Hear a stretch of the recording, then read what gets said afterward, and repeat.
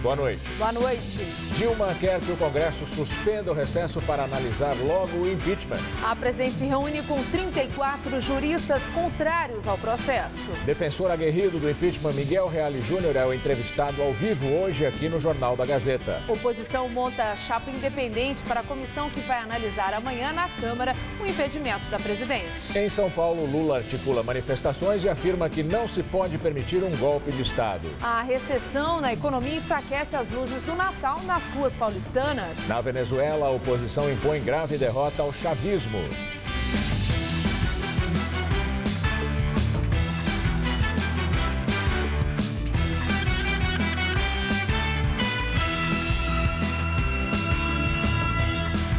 A presidente Dilma Rousseff defendeu que o Congresso Nacional suspenda o recesso parlamentar e analise logo o processo de impeachment.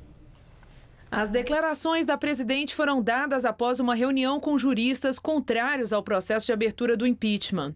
A convocação do Congresso Nacional pode ser feita pelos presidentes da Câmara, Eduardo Cunha, do Senado, Renan Calheiros, ou pela Presidência da República. A decisão precisa ser referendada pela maioria das duas casas.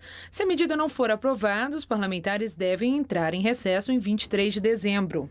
Eu acredito que numa situação de crise, como essa política e econômica pela qual o país passa, eu acho que seria importante que o Congresso fosse convocado. Por que não deve haver recesso? Porque nós vivemos um momento em que nós não podemos nos dar o direito de parar o país até o dia 2 de fevereiro. Questionada se também deveria convocar sessões no Conselho de Ética, que analisa o processo de quebra de decoro do presidente da Câmara, Eduardo Cunha, Dilma afirmou que deve ser retomado tudo o que está pendente. A presidente também falou ainda sobre o vice-presidente da República, Michel Temer. Ela disse que tem total confiança no PMDBista. Eu prefiro ter a posição que eu sempre tive em relação ao vice-presidente Temer. Ele sempre foi extremamente correto comigo e tem sido assim. Não tem por que desconfiar dele 1 milímetro. Nos bastidores de Brasília, dizem que aliados de Temer estariam trabalhando pelo impeachment da presidente Dilma. Isto porque, no eventual impedimento da presidente, Temer assumiria o posto. Na semana passada, o ministro da Aviação Civil, Eliseu Padilha, principal aliado dele, pediu demissão do cargo. O temor do Planalto é que aconteça uma debandada dos PMDBistas do governo. O vice-presidente Michel Temer está em São Paulo e viaja agora à noite para Brasília. Hoje, Temer cancelou um encontro com o governador de São Paulo, Geraldo Alckmin, do PSDB. Agora há pouco, Temer esteve reunido com diretores da Federação do Comércio Paulista. A repórter Sabrina Pires está na FEComércio e tem outras informações. Sabrina. Olha, o vice-presidente continua em silêncio, calado, publicamente sobre a história do impeachment da presidente Dilma Rousseff. Ele tem evitado falar sobre esse assunto. Michel Temer chegou por volta de 5 horas da tarde aqui na FEComércio, na Bela Vista, na região central de São Paulo, sob um forte esquema de proteção. Cerca de 20 seguranças faziam uma espécie de cordão de isolamento para que os jornalistas não se aproximassem dos carros da presidência. Aqui ele passou cerca de 1h30.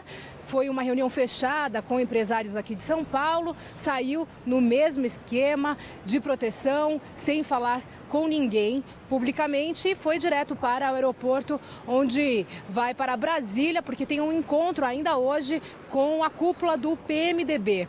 Michel Temer voltou mais cedo para a capital federal, isso porque ele tinha um evento marcado para hoje à noite no Palácio dos Bandeirantes, onde estaria o governador Geraldo Alckmin e também encontraria empresários de São Paulo, mas ele cancelou de última hora esse encontro e essa seria a segunda vez que Alckmin e Temer se encontrariam nos últimos dias. No sábado, os dois tiveram um encontro na casa de um amigo em comum. Agora, desde quando esse processo de impeachment foi deflagrado, Temer ainda não encontrou pessoalmente a presidente Dilma Rousseff. Agora, hoje, o ex-ministro da Aviação, Eliseu Padilha, comentou que o PMDB está bastante dividido sobre o impeachment da presidente. Voltamos ao estúdio. Em reunião com centrais sindicais, o ex-presidente Lula disse que não se pode permitir um golpe de Estado. O encontro foi organizado pela CUT, Central Única dos Trabalhadores, com o objetivo de traçar um cronograma para as ações que serão feitas pelo país em apoio à presidente Dilma Rousseff. Além da CUT, participaram outras centrais sindicais e movimentos populares, como o MST. O ex-presidente Lula chegou neste carro preto e não falou com a imprensa. Além de sindicalistas, também participaram alguns deputados do PT. Os jornalistas não puderam acompanhar a reunião. Foram permitidas apenas algumas imagens. Em seu discurso, o ex-presidente Lula disse que está pronto para participar de mobilizações pelo país e que o pedido de impeachment da presidente Dilma é um golpe. Ele também voltou a defender que não há base jurídica para o afastamento da presidente. Como a presença dos repórteres não foi autorizada, foi preciso se apertar para ouvir o discurso de Lula na entrada do local da reunião. Obviamente que o impeachment faz parte de um processo democrático. Todos nós aqui participamos do impeachment do Collor. Mas o impeachment tem que ter uma razão, tem que ter uma motivação. E no caso da Dilma, não tem nenhuma motivação e na razão a não ser ódio, a não ser preconceito. Na visão do ex-presidente, o que está por trás da tentativa de impeachment de Dilma também é o desejo da oposição de tirar o pobre do poder. Lula pediu ainda que os movimentos sociais fiquem de olho no Congresso. E ao ouvir críticas à condução da política econômica do governo Dilma, ele disse que o Brasil vive um momento difícil. Era como se nós estivéssemos andando num trem que ele tivesse descarrilhado. Nós agora não temos que ficar brigando qual é o vagão que a gente vai. A gente tem que colocar o trem outra vez no trilho. No final, os organizadores do encontro falaram sobre a estratégia que será usada nas mobilizações. Serão 3 bandeiras, uma contra o impeachment de Dilma, outra apoiando a saída do presidente da Câmara, Eduardo Cunha, e outra pedindo uma mudança na política econômica do país. A agenda que nós temos que discutir para o Brasil é a agenda da retomada do desenvolvimento, até da mudança da política econômica para permitir isso. É uma agenda do crescimento, é uma agenda do investimento em mercado interno. E agora o comentário de Josias de Souza, direto de Brasília. Ele fala sobre a relação entre a presidente Dilma e o vice Temer. Seja qual for o desfecho do processo de impeachment, as relações entre Dilma Rousseff e Michel Temer jamais serão as mesmas. Os dois nunca se deram lá muito bem, mas eles mantêm um casamento político de conveniência. A formalização do pedido de impeachment tornou a felicidade conjugal nesse relacionamento impossível. O vice Michel Temer, tratado por Dilma como versa, se deu conta de que, em política, a felicidade conjugal, quando existe, é extraconjugal. Hoje, numa entrevista em Brasília, Dilma disse que não tem por que desconfiar de Michel Temer nem 1 milímetro. Isso é conversa fiada. A presidente está convencida de que Michel Temer conspira contra ela. É isso que ela diz entre 4 paredes. Michel Temer diz que não é conspirador, mas acha que não lhe cabe fazer a defesa do mandato de Dilma Rousseff. Ele se aproxima de líderes da oposição e de empresários. Michel Temer se prepara para a eventualidade de ter que assumir a presidência da República. Enquanto simulam uma harmonia inexistente, Dilma e Temer tentam comprar o amor do PMDB. Michel Temer é presidente do PMDB, mas é Dilma quem leva ligeira vantagem, porque ela paga à vista. Dilma oferece ao pedaço do PMDB que lhe é fiel cargos, verbas e agora mais um ministério, o Ministério da Aviação Civil, que acaba de ser desocupado por um aliado de Michel Temer, Eliseu Padilha. No caso de Temer, o pagamento seria a prazo, caso ele venha a assumir um dia a presidência da República. O PMDB, fiel da balança no julgamento do impeachment, parece incrível, mas tudo o que tem a oferecer agora, em plena era Lava Jato, é um tipo de matrimônio que, pela natureza do contrato, poderia ser chamado de patrimônio. Boa noite. E ainda no Jornal da Gazeta, outras notícias sobre a crise política e uma entrevista com o jurista Miguel Reale Júnior, um dos autores do pedido de impeachment contra a presidente Dilma. O governo do estado de São Paulo anunciou um plano de combate ao mosquito Aedes aegypti que transmite dengue, chikungunya e zika vírus. Com os números de todas essas doenças subindo, a busca por repelentes cresceu e o produto já está em falta aqui na capital. O governador Geraldo Alckmin e o secretário estadual de saúde, Davi Uip, anunciaram a criação de um comitê com 12 secretarias para aumentar a vigilância, já que cerca de 80% dos criadouros do mosquito estão dentro das casas. Para financiar o projeto, 50 milhões de reais serão investidos em um fundo específico para esse fim. Nós vamos incorporar a Polícia Militar, vamos incorporar a Defesa Civil, médicos, enfermeiros também, pessoal de saúde da Polícia Militar, contratar mais 500 agentes comunitários de saúde. O programa inclui exames de detecção do Zika vírus, que serão oferecidos para casos suspeitos, gestantes, doação de sangue e transplante de órgãos. Os atuais casos de microcefalia também serão analisados para saber se tem relação com o Zika vírus. Mosquito que mata não pode nascer. Então é bem isso. Nós precisamos mesmo do envolvimento de todo mundo para combater esse mosquito. Com toda essa preocupação para acabar com o mosquito Aedes aegypti, aumentou a procura por repelentes. Tanto que tem muita farmácia que nem tem mais o produto. Este gerente conta que desde que o Ministério da Saúde revelou que existe relação entre o Zika vírus e a microcefalia, os repelentes quase que sumiram das prateleiras. Durou 2 dias na loja nosso último pedido e o próximo parece que a previsão é só daqui 1 mês que vai estar chegando. A Amanda, que decidiu que queria engravidar no final deste ano, já garantiu o repelente dela. Mas o medo de ser picada pelo mosquito fez com que ela desistisse de ter o filho agora. O meu marido pegou dengue no começo do ano e é complicado. Quer dizer, o mosquito está por perto, né? Com certeza. E perto da minha casa também tem muito mato, terreno vazio. Então, melhor não correr o risco? Eu acho melhor no momento não.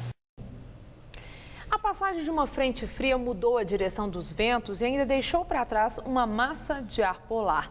Por isso, de ontem para hoje, o tempo ficou mais fechado, com chuva e temperaturas mais baixas. O calor só deve voltar mesmo a partir de quarta-feira, mas deve vir acompanhado de temporais. Vamos à previsão com Luciana Magalhães.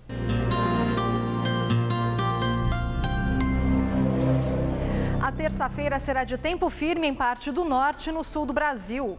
A nebulosidade diminui, o sol aparece mais e a chuva finalmente para nas faixas em amarelo que vão desde Roraima até o norte da Bahia e também na região sul, com exceção do norte do Paraná, que ainda terá pancadas de chuva. Já na faixa litorânea, que vai desde o Vale do Itajaí até a costa do Rio de Janeiro, a terça-feira será de céu nublado com chuvisco. O tempo fica chuvoso no leste de Minas Gerais, no Espírito Santo e no sul da Bahia. E nas demais áreas, o tempo não muda, faz sol e estão previstas pancadas de chuva. Máximas amanhã de 27 graus em Brasília, 29 em Belo Horizonte e 23 em Curitiba. Em São Paulo, o risco de temporais continua para o interior do estado, mas eles ocorrem de forma isolada à tarde. E na faixa leste, que inclui a capital e o litoral, o céu fica nublado com algumas aberturas de sol e garoa pela manhã e no início da noite. No centro-oeste do estado, máxima amanhã de 31 graus em Marília e de 33 em Presidente Prudente. Já na região mais central do estado, máxima de 33, tanto em Ribeirão Preto quanto em Araraquara. E na faixa leste, as máximas esperadas são de 28 em Sorocaba e de 27 em São José dos Campos.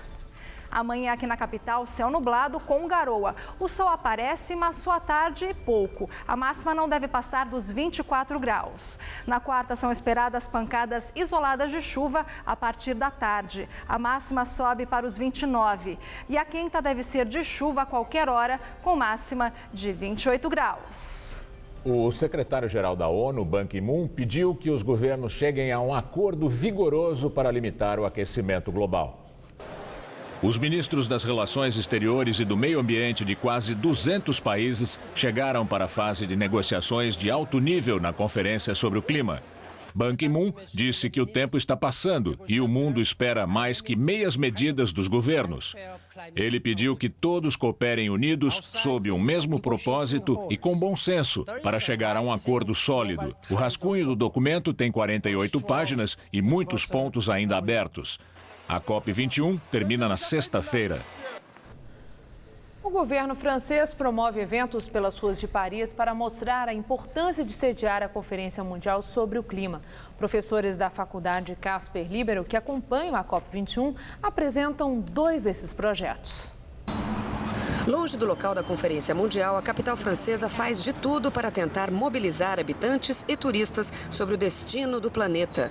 Aqui no Parque La Villette, o artista plástico Mikhail Pinsky foi buscar, no fundo dos rios da Europa, 40 objetos descartados pelos seres humanos.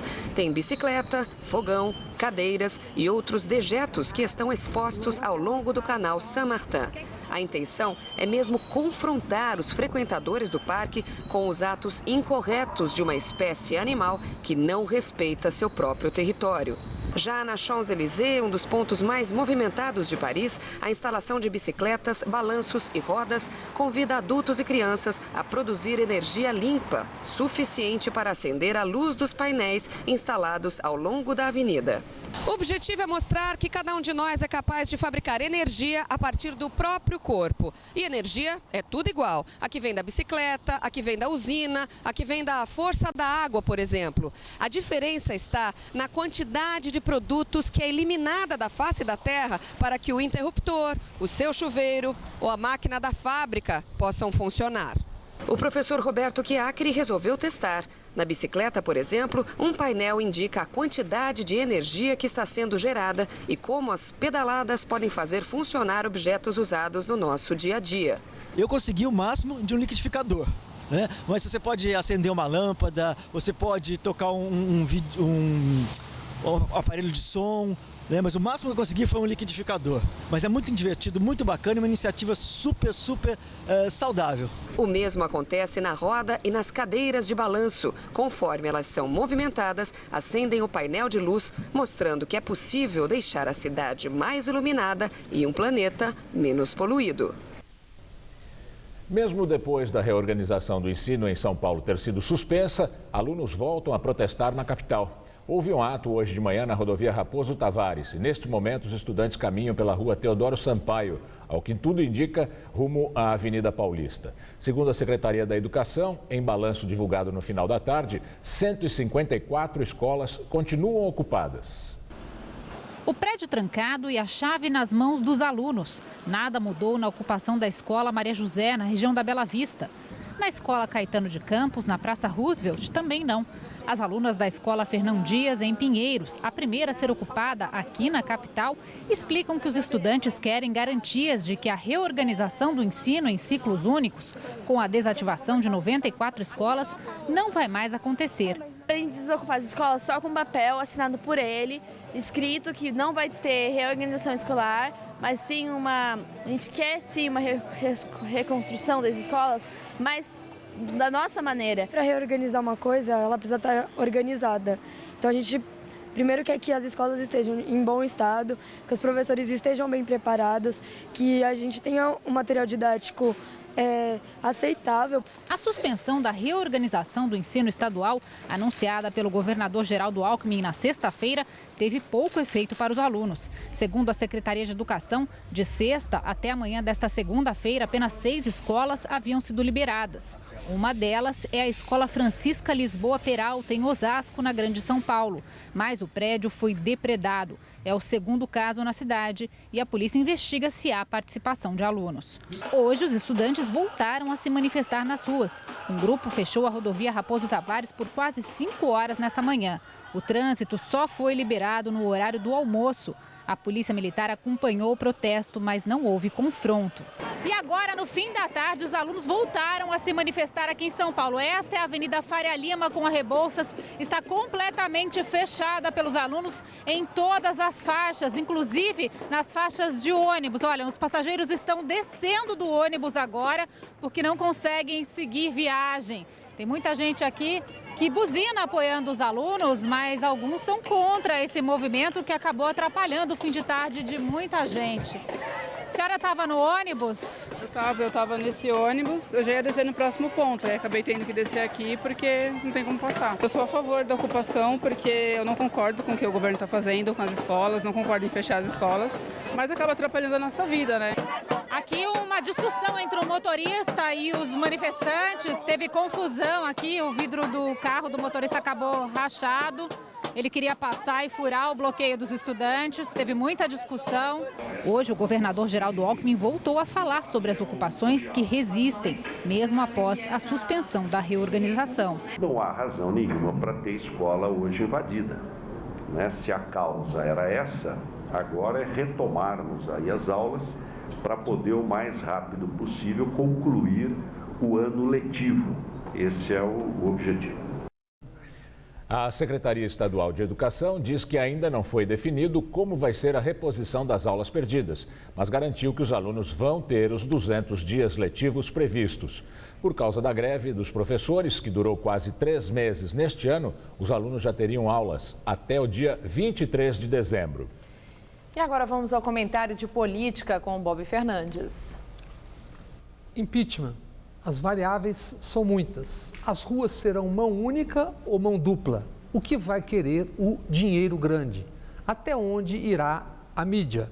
2 citados por corrupção na Zelotes e na Lava Jato comandaram no TCU a votação das pedaladas fiscais, motivo alegado no pedido de impeachment.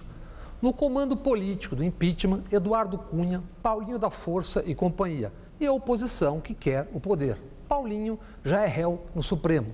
Cunha dispensa a apresentação. Crimes conhecidos, mesmo quando ainda não havia prova suíça. Era poupado por ser aliado e motor do impeachment. Quem conduz o impeachment é o cargo, não Cunha. A argumentação cínica, hipócrita, no meu entender, parte de muitos que se dizem contra a corrupção. Temer, a velha política vendida como sabedoria. Aos que querem poder futuro ou ajudar, Temer jura não ser candidato em 2018. Isso lembra a fábula e parábola O Escorpião e o Sapo. Acusados de corrupção foram e estão sendo investigados e presos, sem obstrução em relação a governo e governistas. Alguns dos maiores empresários do Brasil estão presos. Um grande banqueiro está preso. Não funciona mais culpar apenas os políticos. A corrupção é sistêmica. O FBI informa, Ricardo Teixeira, Marinho e Del Nero receberam 120 milhões em propinas para vender direitos de transmissão de Copas do Mundo e várias outras. Há 60 anos, desde Avelange, essa gangue opera a grande paixão dos brasileiros e um dos maiores negócios do país, o futebol. Não se sabia. Vendiam para quem? Recebiam de quem? O governo quer repatriar 200 bilhões. Estima-se em mais de $500 bilhão escondidos em paraísos fiscais. Sonegação. Brasileiros devem 1,3 trilhão à União. Paulistanos devem mais de 50 bilhões à Prefeitura. Em 2013, das ruas saíram mensagens múltiplas, difusas, conflitantes. Agora, estudantes de escolas públicas não apenas obrigaram o governo Alckmin a recuar. A ação estudantil ensinou, Brasil afora, sistemas de produzir e gerir poder estão viciados, carcomidos, apodrecidos. A ventania juvenil escancarou, reis e rainhas estão nus. Boa noite. Muitos paulistanos e turistas já estão de olho nas decorações natalinas da cidade. Mas neste ano, eles já notaram que tem algo faltando. Há menos de 20 dias para o Natal, a Avenida Paulista parece a mesma de durante todo o ano. O já tradicional palco sobre a via não foi montado pela prefeitura e não tem nem sinal de que ainda será erguido. Exceção é a iluminada esquina da Paulista com a Rua Pamplona. porque nos outros cantos tudo está mais tímido, muito mais tímido. Acho que está bem apagada, né? No passado estava mais alegre, né? Tem mais decoração. Acho que essa crise aí, eu acho que ficou mais apagada, né? Assim, não sei se é a crise, mas eu acho que deve ser, né? Assim. E essa tal de crise parece que influenciou mesmo. Prédios comerciais famosos por grandes decorações nesta época do ano estão sem graça. Até a Fiesp perdeu os enfeites. Surpresa negativa para quem veio passear com a família. Bem triste, digamos assim. Estava mais alegre no ano passado. Não era o que você queria mostrar para os filhos? Não. Meio decepcionante, né? Rua Normandia, em Moema, aqui na Zona Sul. Um famoso endereço justamente pela decoração de Natal que os comerciantes criam e inventam todos os anos. Mas 2015 está realmente diferente. Sem a nossa luz da câmera, dá para perceber que a decoração de Natal quase não existe. E não é exagero, viu? Nos anos anteriores, os lojistas fizeram até nevar, mas agora as poucas luzes decepcionaram. A Rua Normandia está sem vida. Ela não está mais iluminada, ela não tem mais nada. As lojas parece que fecharam. Tem aquela neve artificial, era muito mais alegre. Sinceramente, fiquei surpreso, porque eu não esperava que eu não ia ver aquilo que a gente prometeu para as crianças aí. A fama da rua é bem diferente do que tem aqui hoje. É. Para entreter o público, tem a Dança das Águas no Ibirapuera e uma caravana iluminada que passeia pela cidade. Mas com a tal da crise, sobrou até para a gigantesca árvore de São Paulo, que há 6 anos tinha 70 metros de altura e agora não passa dos 35. Mesmo assim, quem visitou aprovou. Linda, linda, linda, maravilhosa. Valeu a pena o passeio? Muito a pena. Valeu muito, muito, muito. Valeu para você também, Viviane? Valeu a pena o passeio? Valeu a pena, ótimo. Foi ótimo, porque eu nunca tinha visto, né? Então, é linda.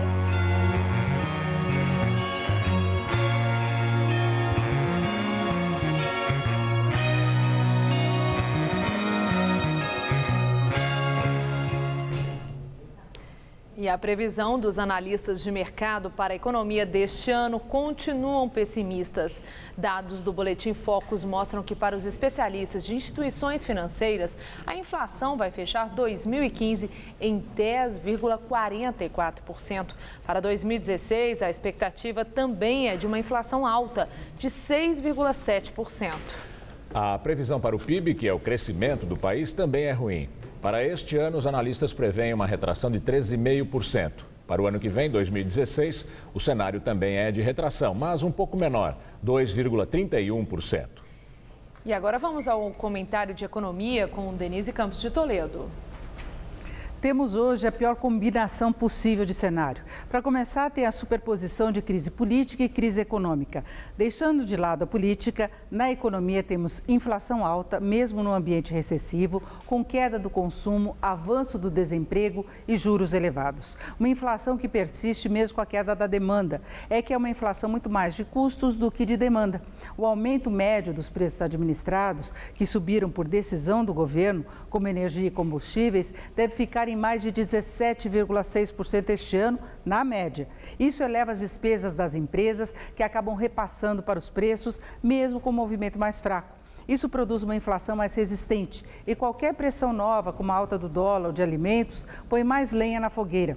Sem esquecer que a indexação ainda está muito presente, com a correção automática de contratos, salários, serviços. Com todos esses componentes, já se prevê uma inflação alta também no ano que vem. Aí vem o risco de o Banco Central elevar mais os juros básicos, ainda que a eficácia dessa estratégia seja muito discutível. Como eu disse, temos uma inflação de custos, não de demanda. As empresas não estão subindo preços porque tem muita gente comprando, disposta a pagar qualquer valor. Não, as empresas têm elevado preços para preservar o fôlego financeiro. Os juros não vão inibir esse tipo de inflação e acabam sendo mais um fator de aumento de custos. Mas o Banco Central, que lá atrás derrubou os juros quando a inflação já estava em alta, agora pode querer mostrar serviço.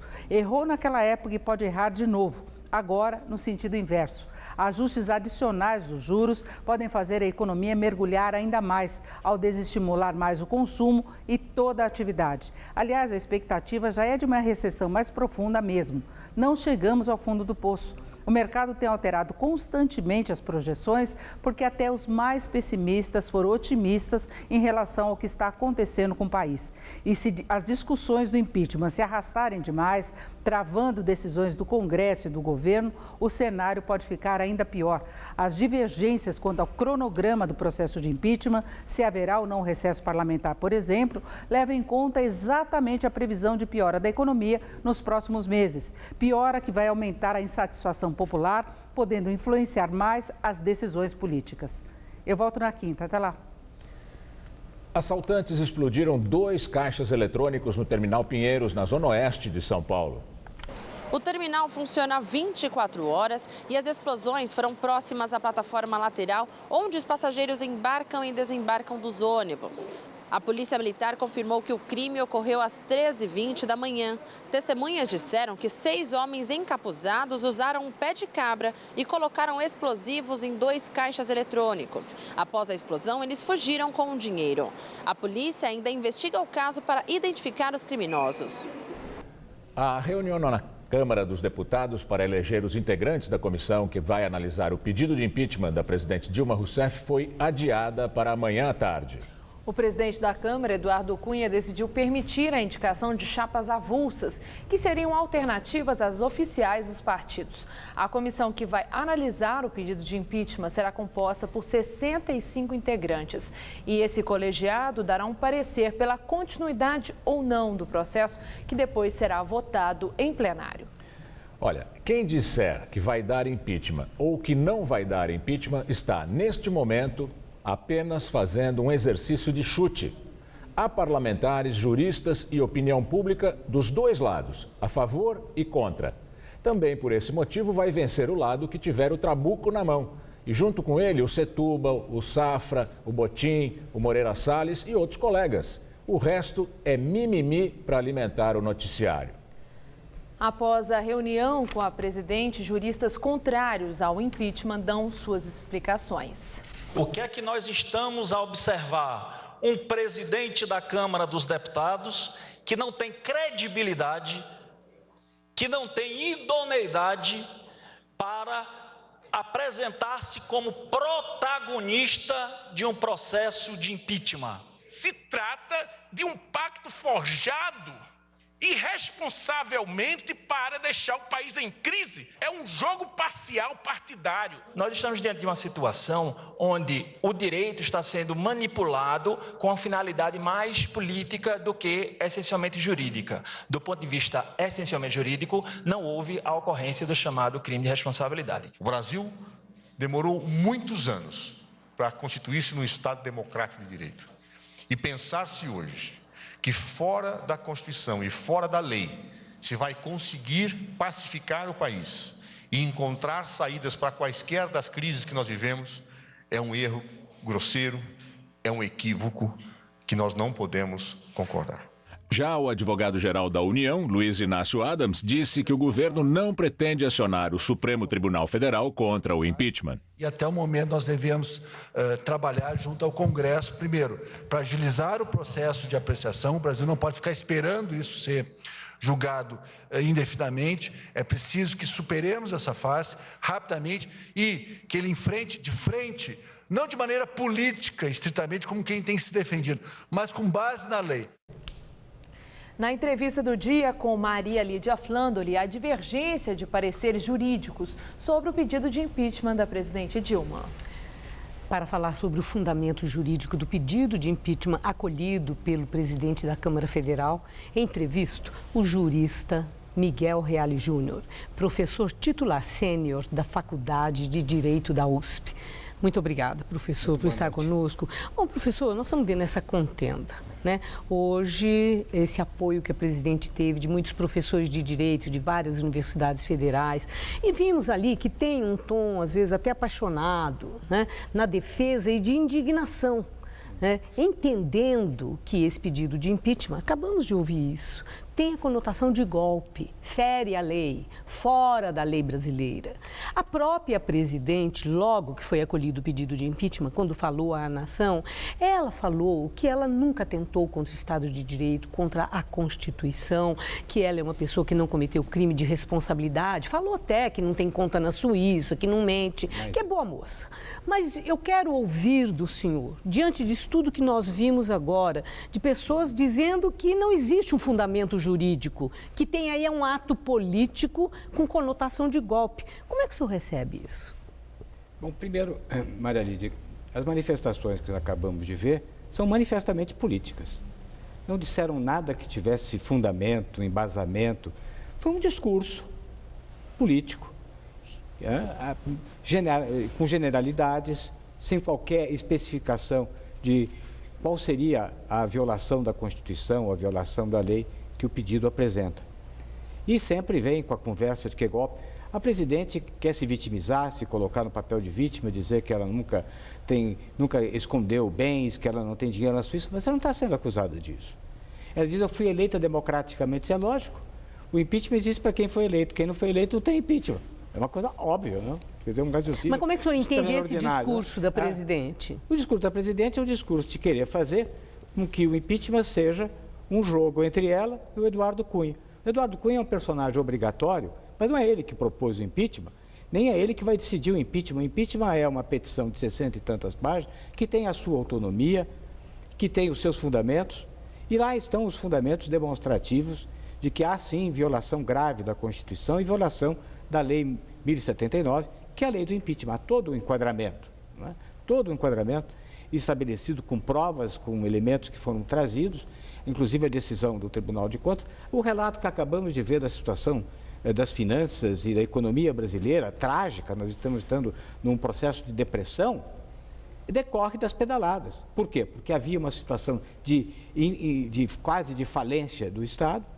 Este estado de falência, ao invés de serem tomadas medidas de contenção de gastos, acabar com os cargos em comissão, acabar com a corrupção que estava tirando dinheiro do Tesouro Nacional. Mas o senhor está falando de pedaladas de quando? Tanto as de 2014 quanto as de 2015, porque eu já até acentuei outra vez, estive aqui, que existem decisões da Câmara e do Supremo, no sentido de que as decisões tomadas, fatos que atingem a ética tomados no mandato anterior, podem ser objeto de apreciação no mandato posterior. Pois bem, essas pedaladas se constituíram no biombo que escondeu a situação trágica do Brasil e se continua a governar e se continua a fazer campanha eleitoral como se nada acontecesse. O que houve? Nós estamos agora nessa situação pagando um altíssimo preço. Pedaladas não é um problema meramente financeiro, não é algo irregular no campo contábil, não. É aquilo que levou o Brasil a essa situação. Esconder a verdade das nossas finanças. Mas sobre pedalada ainda, o Congresso acaba de votar a mudança na meta fiscal. O ano ainda não acabou. Hoje mesmo, algum daqueles professores que estavam lá fez uma menção sobre essa questão, de que ficou esvaziado esse argumento. Não existe mais a pedalada, tendo havido essa mudança aprovada pela Câmara e pelo Senado. Como é que o senhor vê esse argumento? Já houve, é fato consumado. Em 2015, especialmente, são decretos que foram de créditos suplementares, sem haver origem, que foram determinados pela presidente, que assinou esses decretos, sem que tivesse passado pela Câmara dos Deputados. Isto é insuperável. Mas se está aprovado pelo Congresso... Não, o Congresso não aprovou isso. O Congresso aprovou que fosse reduzido o déficit. Só isto. O Congresso não aprovou o ato praticado. O ato praticado pode ser até, inclusive, reprovado pelo Tribunal de Contas. Veja, a mesma coisa aconteceu no final de 2014. Modificou-se a meta, não foi? Logo depois da eleição, e esses fatos foram submetidos ao Tribunal de Contas da União, que reprovou esses fatos. Portanto, o fato de ter sido mudado o déficit não interfere de forma nenhuma num fato que já está consumado. Agora, dizer que é golpe... É isso que eu quero falar com o senhor. Essa coisa de chamar de golpe. O pedido de impeachment aceito pelo presidente da Câmara e que está, segundo a tramitação prevista em lei, ali começando a acontecer. Então, é golpe um pedido de impeachment que vai para a Câmara dos Deputados, precisa ser aprovado por 2/3, com plena defesa pela presidente, que reuniu 30 juristas, me senti elogiado, precisar de 30 juristas para confrontar com nós 3, ótimo. E, ao mesmo tempo, esse processo com ampla defesa tem que passar por 2/3 da Câmara, depois 2/3 do Senado, que deu golpe. Então, ninguém que está lá, golpe, sabe o que eu vou te deixar aqui, Maria Lígia? Uma petição de impeachment feita pelo Dr. Jacques Wagner, em 1994, em que ele pede o impeachment do Itamar Franco, porque o Hargreaves, que era o seu chefe da Casa Civil, havia ido discutir com os presidentes dos partidos que apoiavam o Fernando Henrique a medida provisória do Plano Real. Ele faz uma pagininha e pede o impeachment de Itamar Franco, porque ele estava levando ao Congresso Nacional o Plano Real que nos salvou. Sim. Isso é golpe. Sim. Quantos pedidos de impeachment foram feitos ao Fernando Henrique? Isso de chamar de golpe. Esse pedido de impeachment que o senhor trouxe, eu vou ler depois, com calma, muito atenta. Eu não vou dizer que é golpe. O pedido de impeachment do Collor, o pedido de impeachment que o PT também fez para Fernando Henrique. A minha indagação, sempre... Quem está do outro lado argumenta que é golpe. Mas se está previsto na Constituição, eu pergunto, golpe por quê? Aqueles e esses. Eu vou dizer que isso não é golpe. Isso não é golpe, isso é irresponsabilidade. Agora, nós não temos irresponsabilidade porque o nosso pedido está absolutamente fundamentado, mostrando quais são os fatos, comprovando os fatos e adequando esses fatos ao que está na Constituição e ao que está na lei. Há uma adequação, há uma peça técnica, juridicamente técnica. Não é esse palavreado que, infelizmente, eu vi os meus colegas falarem hoje do Palácio do Planalto, aliás, usando o Palácio do Planalto para a defesa da presidência, o que não me parece que seja correto. Em todo caso... É solidariedade. Não pode. Ela tem uma defesa que é a defesa dela. Ela não pode usar, ela pode usar o Palácio do Alvorada, que é a sua residência, mas não o Palácio do Planalto, para fazer a sua defesa e manifestações de defesa em seu favor, isso usando um próprio público. Mas, independentemente disso, as manifestações que foram feitas de cunho meramente político, né, muito blá blá blá, na verdade, não atingem um pedido que é um pedido consistente, fundamentado, sério, sem adjetivos, sem firulas, ou seja, é realmente um pedido técnico. Nenhum pedido de impeachment pode ser que seja golpe. Esse pedido do Jacques Wagner era um pedido para fazer, na contra verdade, contra o Itamar Franco, porque ele estava apresentando o Plano Real, é um pedido irresponsável.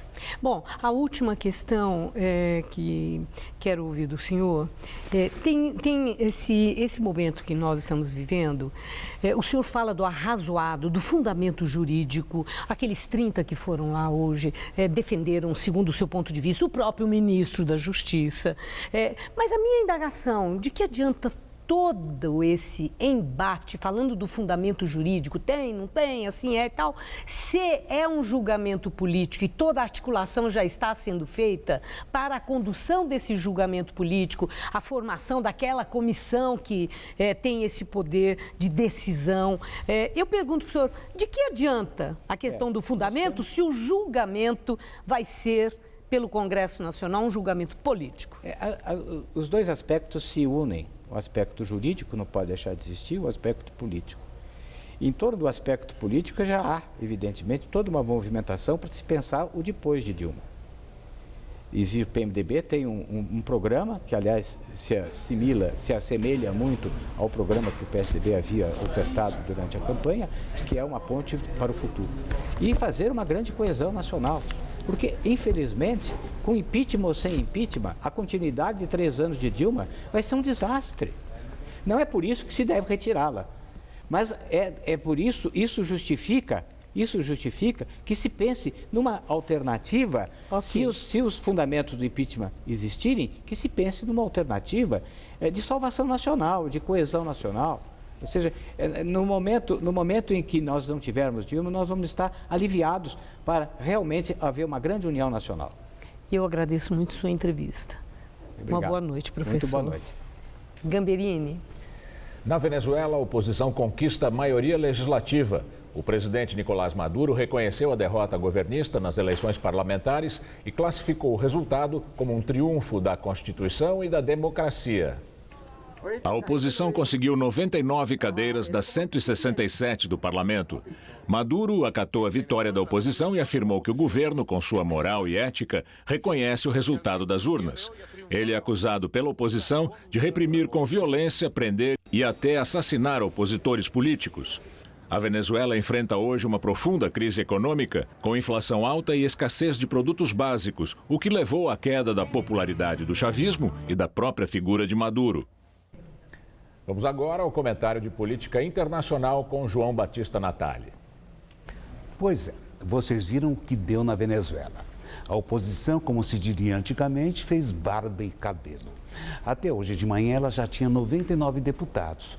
Um dos dirigentes dela disse agora há pouco que seriam 112. O parlamento unicameral da Venezuela tem 167 cadeiras. Se for para obedecer o mínimo de democracia, o presidente Nicolás Maduro estará nas mãos desse monte de oposicionistas que foi eleito ontem, domingo. Em termos legais, a oposição tem agora o poder para indicar um novo vice-presidente da República. Poderá reformar a Constituição e também poderá acabar com a República Bolivariana, que o falecido Hugo Chávez inventou. Em outras palavras, acabou o chamado socialismo do século XXI. Com a guinada política da Argentina e a eleição de Maurício Macri, que toma posse nesta quinta-feira, o Brasil ficará isolado entre os seus vizinhos da chamada esquerda. A Bolívia, o Uruguai e o Equador contam menos pela menor importância demográfica e o menor peso das suas economias. Mas vejam que o falecido coronel Hugo Chávez não era apenas um político, ele era também um militar. E ele começou a montar há 17 anos um esquema de controle dentro das Forças Armadas. E é mais ou menos assim. O oficial que não é leal ao regime não é promovido e passa para a reserva. Imagine se os militares tentarem cometer qualquer ato de força contra o novo parlamento. Tudo bem, mas vai ter troco da comunidade internacional. Os Estados Unidos compram 80% do petróleo venezuelano. Um embargo comercial atingiria o petróleo e quebraria a Venezuela em 2 semanas. Vamos então pensar que essa loucura não vai acontecer e que o socialismo do século XXI será enterrado sem grandes pompas e circunstâncias. Só com as viúvas bolivarianas do Brasil, da Argentina e da própria Venezuela chorando atrás do caixão. É assim que o mundo gira. Boa noite. Esporte, cultura e mais atenção às pessoas com deficiência. A 6ª edição da Virada Inclusiva foi encerrada ontem com uma bicicletada na Avenida Paulista. Veja na videoreportagem de Renata Falzoni. Essa é a Bicicletada Inclusiva, evento que coroa a 6ª Virada Inclusiva, que acontece em todo o estado de São Paulo. São mais de 700 atividades voltadas à pessoa com deficiência. Fica a pergunta: o que uma cidade precisa para ser acessível? As calçadas mal feitas, buraco, degraus de várias alturas, rampas que às vezes não têm o declive correto. Principalmente para vocês entenderem que a acessibilidade ela não é exclusiva para a pessoa com deficiente, a acessibilidade é para todo mundo, né? E eventualmente todos nós podemos ter uma deficiência, mesmo que temporária. Se você quebrou uma perna, você vai ficar impossibilitado de um monte de coisas, talvez até precisar por um período ser cadeirante. Vivenciar as dificuldades do outro é o caminho. No Parque Vila Lobos, uma pista simula os obstáculos mais comuns de uma cidade pouco inclusiva, como portas, piso irregular, buracos no chão e por aí vai. Rapaz, é complicado isso aqui, hein?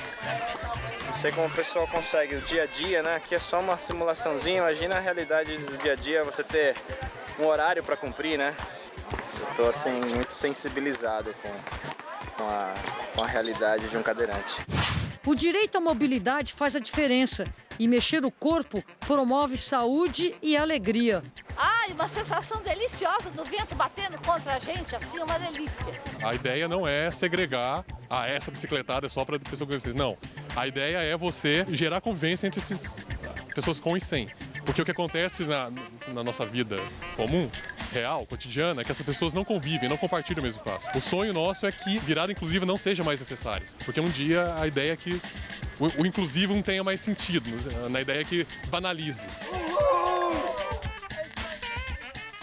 E você vai ver a seguir. Barack Obama afirma que a ação que matou 14 pessoas na Califórnia foi um ato de terrorismo. E o ataque à faca no metrô de Londres. O homem que feriu 3 pessoas e foi imobilizado pela polícia tinha fotos do Estado Islâmico no celular. A fábrica onde João Paulo trabalha fechou um novo contrato de exportação. Bom também para os empregados de uma empresa que produz poltronas para os ônibus. E para a Poliana, que costura capas para essas poltronas. Quando uma empresa exporta, outras ganham. Quando muitas exportam, o Brasil inteiro ganha. Com o Plano Nacional de Exportação e o apoio do BNDES, as empresas brasileiras podem vender e exportar cada vez mais. BNDES, o Banco Nacional do Desenvolvimento. Tá tendo que descascar alguns abacaxis? Nesses tempos de vacas magras, a gente te ajuda trazendo receita boa, bonita e barata para você fazer aí na sua casa. TV Gazeta. Bom te ver sempre bem. Qual Casper você é? Eu sou jornalismo. Eu sou relações públicas. Eu sou publicidade e propaganda. Eu sou rádio, TV e internet. A minha Casper é comunicação. Aqui tem teoria, prática, oportunidade de estágio e a melhor localização. Essa é a minha Casper. Essa é a nossa Casper.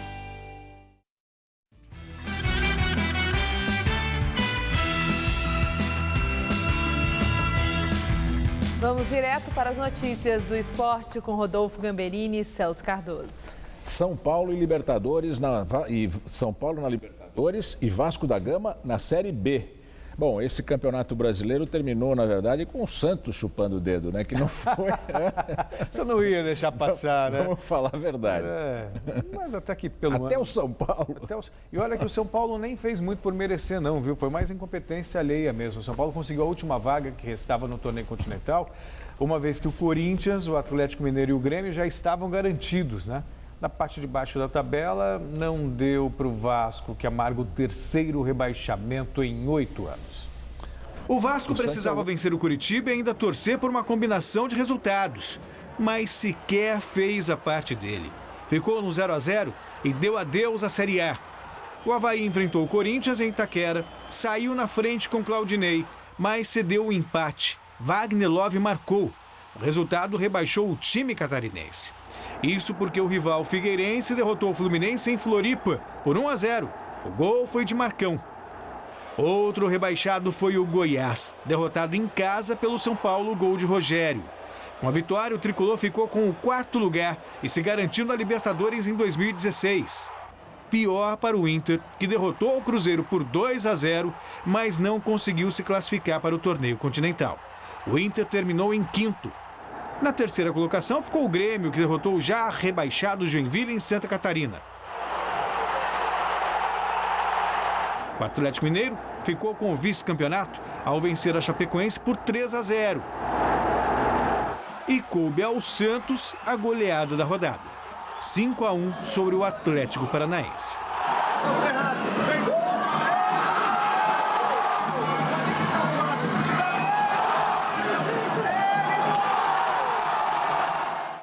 Bem, e o impoluto presidente do Vasco, Eurico Miranda, convocou uma entrevista coletiva hoje para falar sobre o rebaixamento do time.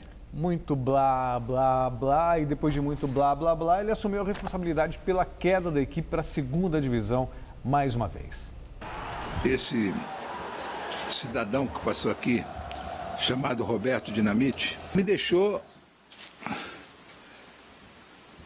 ao assumir, com 3 meses de atraso de salário. Eu não passo a responsabilidade dessa queda do Vasco para ninguém. Essa queda do Vasco, a responsabilidade é minha. Mas, por outro lado, não deixou de fazer acusações à gestão anterior. Claro. A propósito, se você me permite, que você me pergunte, O Dinamite, quando assumiu, falou que pegou também terra arrasada deixada pelo Eurico Miranda. Aí volta o Eurico Miranda e diz que pegou terra arrasada do Dinamite. Pobre do Vascaíno. Pelo Dinamite ou pela Dinamite? Foi terrível. Pobre do Vascaíno, que amarga o 3º rebaixamento em 8 anos. Para um clube grande como o Vasco é demais.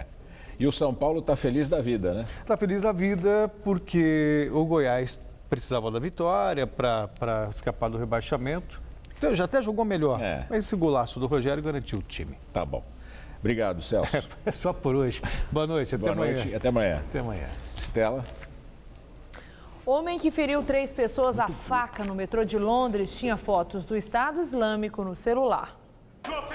O vídeo gravado por um passageiro do metrô mostra o momento em que a polícia rende Muhaydin Mar, de 29 anos, na estação de Leytonstone, no leste de Londres. O agressor foi imobilizado no chão por uma pistola elétrica. O ataque aconteceu na noite de sábado. Testemunhas disseram que o homem gritou: "Isto é pela Síria". As vítimas passam bem. Hoje ele foi levado a um tribunal da capital e acusado de tentativa de homicídio. O caso foi qualificado como ato terrorista. O agressor tinha fotos do Estado Islâmico no celular. Seriam imagens dos atentados de 13 de novembro em Paris e de um recente treinamento da polícia britânica sobre como abordar uma pessoa armada. O incidente aconteceu 3 dias depois de aviões de guerra fazerem pela primeira vez ataques aéreos contra o Estado Islâmico na Síria. A mulher que matou 14 pessoas na Califórnia, junto com o marido, estudou numa das escolas religiosas mais conhecidas do Paquistão. Tashfin Malik estudou no Instituto Al-Huda, na cidade paquistanesa de Multan. O instituto recebe mulheres de classe média e alta, não tem relações conhecidas com grupos extremistas e declara que ensina os preceitos pacíficos do Islã. Não se sabe como ela aderiu aos jihadistas. Malik passou longos períodos no Paquistão e também na Arábia Saudita. Mudou para os Estados Unidos no ano passado e pode ter se radicalizado com o marido americano. O casal matou 14 pessoas num centro social de San Bernardino, na Califórnia, na quarta-feira da semana passada. O Estado Islâmico chamou os 2 de soldados do seu califado no Iraque e na Síria. Em pronunciamento na TV, Barack Obama afirmou que o ataque foi um ato de terrorismo e garantiu que os Estados Unidos vão destruir o Estado Islâmico. Ele disse que São Bernardino mostrou que a ameaça terrorista evoluiu para uma nova fase, à medida que o Estado Islâmico usa a internet para envenenar a mente de possíveis agressores. A edição de hoje pode ser vista no site do Jornal da Gazeta. Mais notícias em nossa edição das 10. Eu volto daqui a pouco. Boa noite para você. Voltamos amanhã às 7 da noite. Boa noite e até lá.